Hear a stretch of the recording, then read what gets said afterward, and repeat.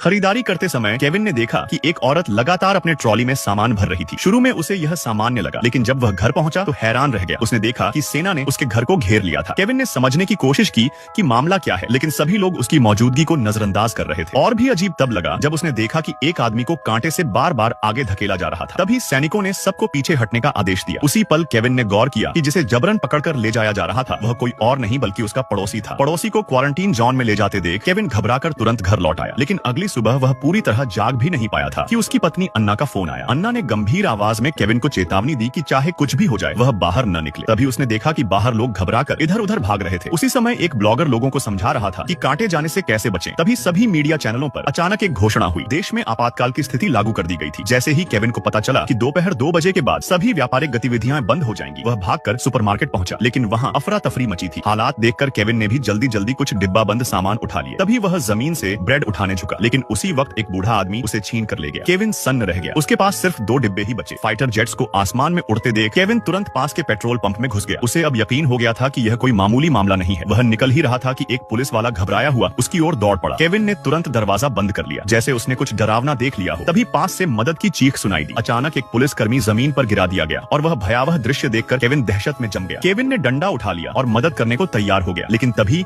एक म्यूटेंट सीधे उसकी तरफ झपटा। गनीमत रही कि केविन ने उसे किसी तरह पीछे धकेल दिया, लेकिन अब पेट्रोल पंप के अंदर मौजूद पुलिसकर्मी भी बदलने लगा था। जो पुलिस वाला जमीन पर गिरा था उसने केविन का रास्ता रोक दिया। उसी क्षण केविन समझ गया कि सामने वाला क्या करने वाला है। किसी तरह घर लौटने के बाद टीवी पर लगातार आपातकालीन समाचार चल रहे थे, मगर केविन का ध्यान सिर्फ अपने दरवाजे को मजबूत करने में था। जल्द ही पूरे शहर में लॉकडाउन लगा दिया गया और सभी संचार उपकरण बंद हो गए। अब केविन सिर्फ अपने ड्रोन की मदद से आसपास की स्थिति देख पा रहा था, लेकिन जैसे ही उसने मदद के लिए संदेश भेजा उसका खून जम गया। सशस्त्र सैनिक सीधे उसके कमरे के बाहर पहुंच चुके